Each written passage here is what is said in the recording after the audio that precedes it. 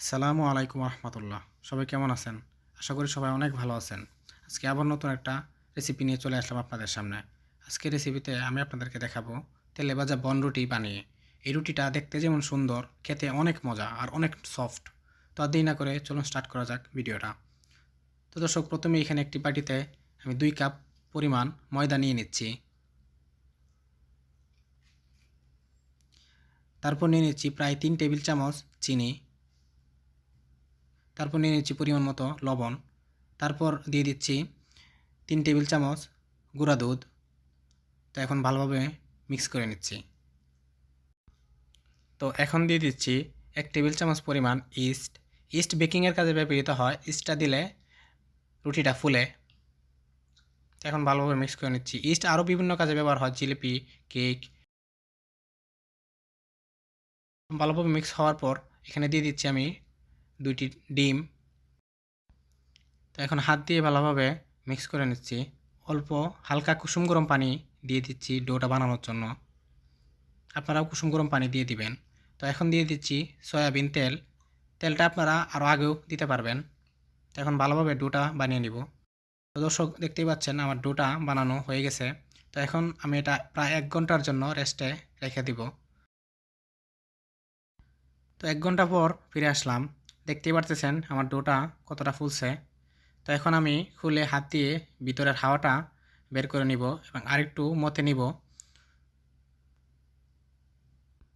বনরুটিগুলা যে সাইজে বানিয়ে নিব, এই সাইজ অনুযায়ী ডোটা আমি আলাদা করে নিচ্ছি। তো আমি একটা বনরুটি বানিয়ে দেখাচ্ছি, আপনারা ভালোভাবে লক্ষ্য করে দেখবেন।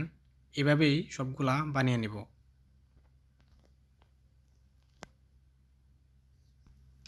তো আমি এতটা বড় বানাইনি, এতটা ছোটো বানাইনি, মাঝারি সাইজের করে বানিয়ে নিচ্ছি। আপনারা ইচ্ছা করলে এর থেকে আরও বড় বানাতে পারবেন বা এর থেকে ছোটোও বানিয়ে নিতে পারবেন। সবগুলো বানানো হয়ে গেছে। তো এখন আমি আবারও আধা ঘন্টার থেকে কিছু বেশি সময়ের জন্য রেস্টে রেখে দিব।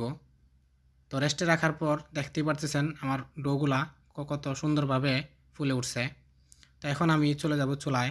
চুলায় একটি পাত্র বসিয়ে দিয়ে দিচ্ছি পরিমাণ মতো সয়াবিন তেল।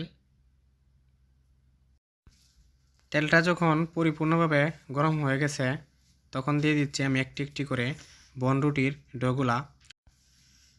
তো দর্শক, এখানে আমি চুলার আঁচটা কিন্তু একবারে নিবু নিবু আছে রেখে দিছি, এতটা হাইভাবে রাখিনি। এতটা হাইভাবে যদি আপনারা রাখেন তাহলে বনরুটিগুলা পুড়ে যাবে, ভিতর দিয়ে হবে না। তো অনেক অল্প আছে, এটা করে নিতে হবে। আর একটা চামিচ দিয়ে আপনারা উপরে এইভাবে তেল দিয়ে দিবেন, তাহলে কি হবে, বনরুটিটা ফুলতে অনেক সহজ হবে এবং সহজেই ফুলে যাবে। এখানে দেখতে পারতেছেন আমার বনরুটিগুলো কত সুন্দরভাবে ফুলে উঠছে আর এক সাইড হয়ে গেছে। তো আমি উল্টিয়ে দিচ্ছি। তো ভিডিওটা যদি আপনাদের কাছে ভালো লাগে তাহলে অবশ্যই একটা লাইক দিয়ে দিবেন। লাইক দিতে সেটা ক্লিক করতে আর কিছু লাগে না দর্শক। একটা লাইক দিলে আপনাদের অনেক ইমপ্রেশন হয় ভিডিও বানাতে। তো দর্শক, আমার বনরুটিগুলো হয়ে গেছে, এখন আমি নামিয়ে নিব। এটা খাইতে অনেক মজা হয়েছে, আপনাদেরকে বলে বোঝাতে পারবো না। এটা অনেক নরম এবং অনেক সফট হয়েছে। তো এখন একটা ভেঙে আপনাদেরকে দেখাবো। তো দেখতেই পাচ্ছেন এটা কতটা সফট। এটা দেখতেও যেমন সুন্দর, খাইতে অনেক মজা। তো আজকের জন্য বিদায় নিচ্ছি। আবারও দেখা হবে নতুন কোনো ভিডিও নিয়ে। আসসালামু আলাইকুম।